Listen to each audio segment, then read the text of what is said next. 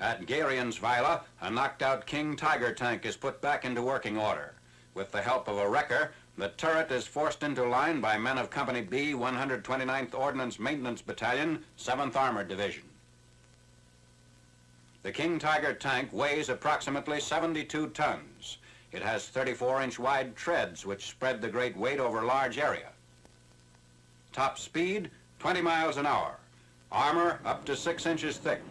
It mounts the vaunted 88-millimeter gun whose barrel is more than 21 feet long. The rebuilt tank will be used to familiarize our troops with the enemy weapon. Hi, welcome back. Today I'm going to be building a King Tiger, or rather part of a King Tiger. This is Takom's kit with full interior, so the build for this is going to be so long that I've actually had to split it into a couple of videos. This is the version of the kit which has the Zimmerit and the production turret, sometimes called the Henshaw turret.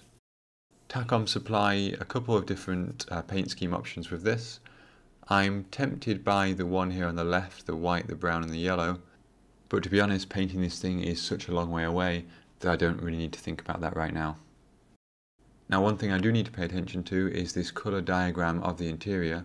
Takom don't supply colour callouts during their build phase of the instructions, so I need to pay careful attention to this to make sure that I don't get into a situation where painting will require a lot of tricky masking, or where I'll end up being unable to access different components easily to paint them. So more or less immediately I decided to deviate slightly from the instructions. The instructions have you put these cross braces in first, and then later slide these side panels down there. The way I saw it, actually that could only cause problems, so I decided to put the side panels in first. Everything gets painted the same colour in the end anyway.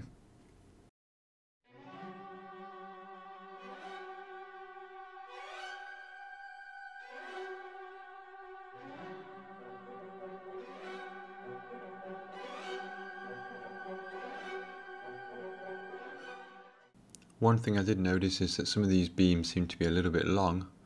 You can see them flexing here.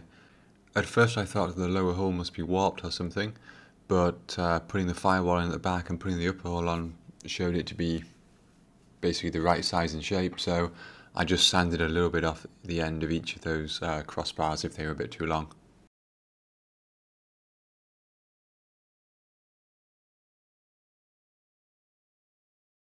So the next step of the instructions has you put the suspension arms through the lower hull.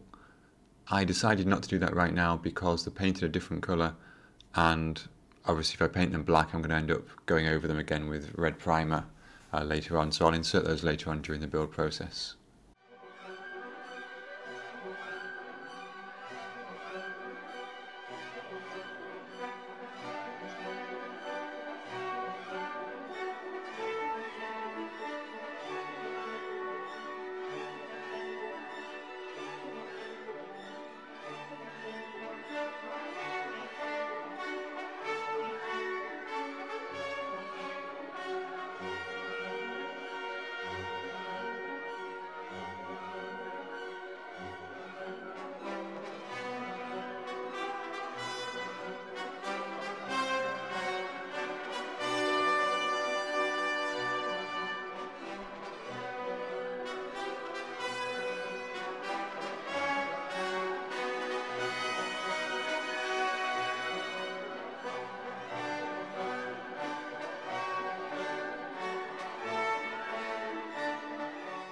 So in general the fit of the parts so far has been pretty good. I did have a little bit of a problem with this part here in that it seemed to flex a little bit, be a little bit too long, but overall I think it turned out okay.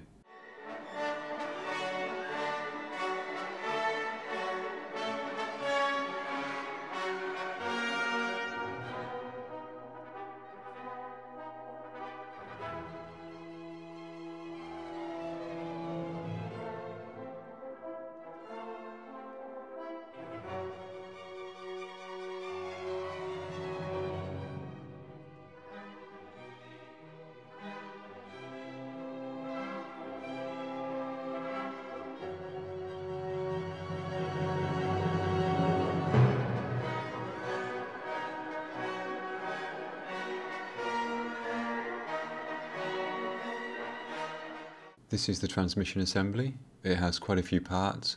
and on top of that sits the radio.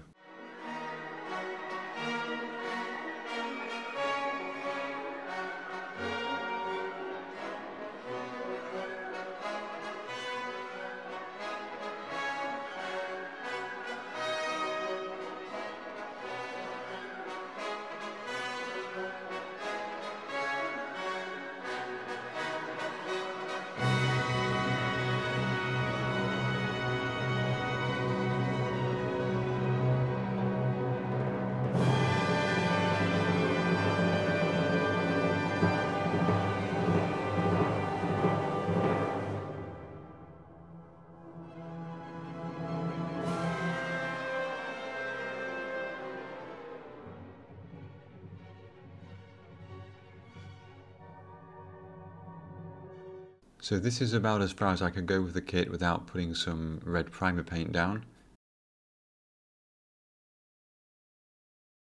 Any pieces I add on top of this either need to be a different colour, or they're just going to make accessing these parts for painting a little bit harder in the future. So I gave it all a coat of AK's red primer, and I masked off the two sponsons there, which need to be the interior white colour for German tanks. The paint doesn't look as glossy in real life as it does on the camera.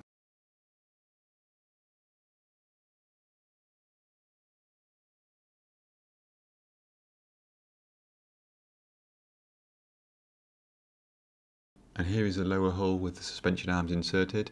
They went in really nicely, there were no problems whatsoever there. You'll notice there's a little manufacturer stamp mark there on the floor. That's not important, I didn't sand that off because that's going to be covered up multiple times over.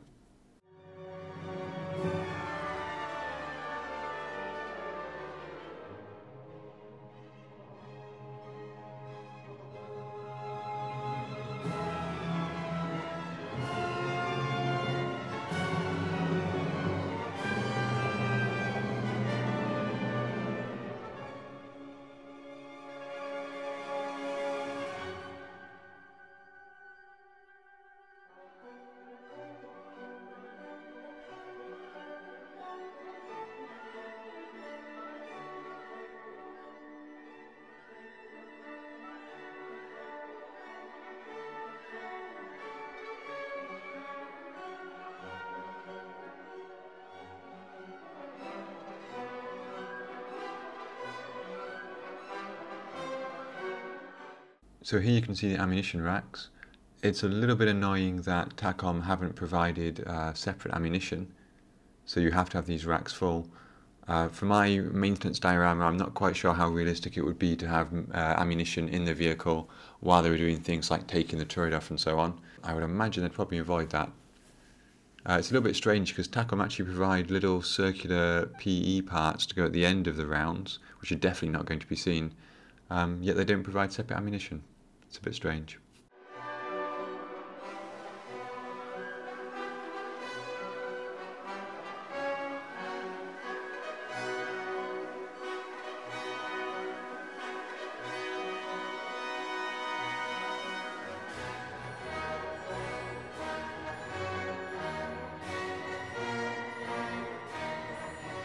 So the engines, the fans and the radiators are almost a kit in themselves. There must be at least 50 parts on these to construct them, actually probably more than that.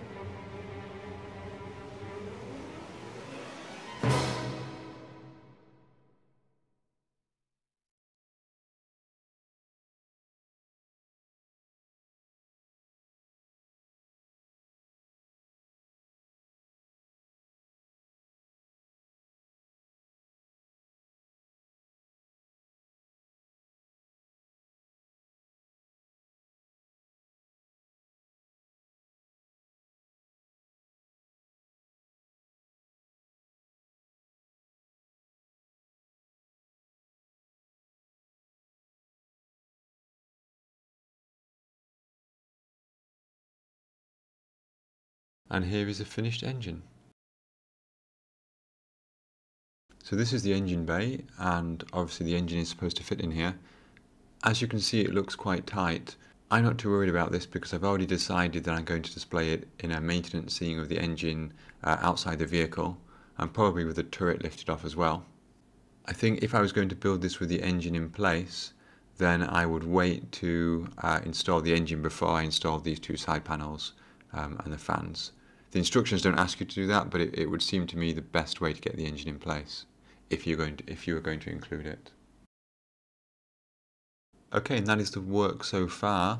With the interior of the hull built, that's probably just over half of the parts used. There are still quite a few parts left because obviously the turret basket and the main gun need building still. Hopefully in my next update for this kit I'll be able to have the turret interior finished and then maybe even paint the exterior in that video, or if not, that should be a third video. So thank you very much once again for watching, and if you enjoyed this video then perhaps take a look at some of the links on the screen right now, and if you haven't subscribed already then please remember to do so. Thank you very much. See you next time.